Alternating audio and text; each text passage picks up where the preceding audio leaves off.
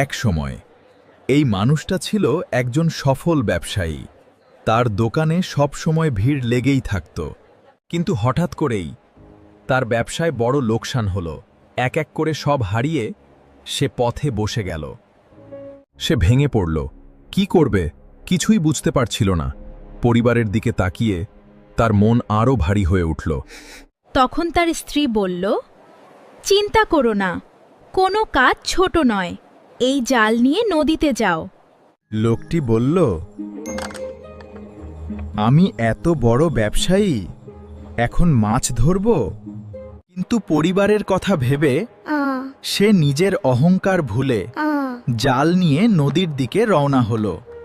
নদীতে গিয়ে সে এক জেলেকে দেখল, যে বহু বছর ধরে মাছ ধরছে।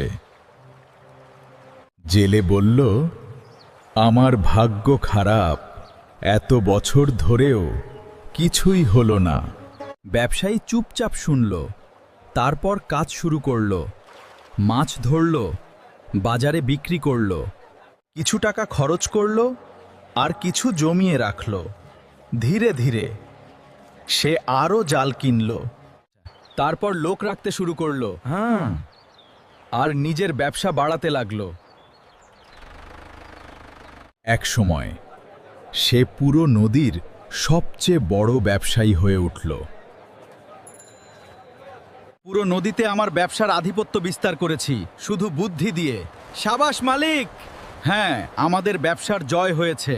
তুমি হার মেনে নাওনি, আবার শুরু করেছো। হ্যাঁ, এই জালটা আমার শেষ আশা। তোমার পরিশ্রমের ফল পাবেই। পেয়েছি, অনেক মাছ ধরেছি, ধন্যবাদ তোমাকে। কিন্তু সেই জেলে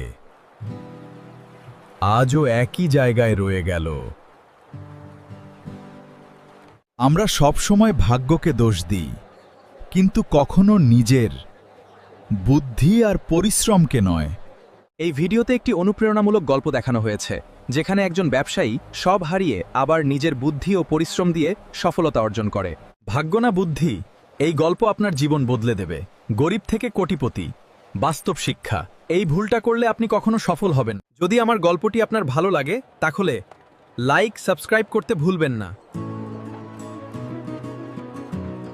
ভাগ্য নয়, পরিশ্রমই সফলতার চাবিকাঠি।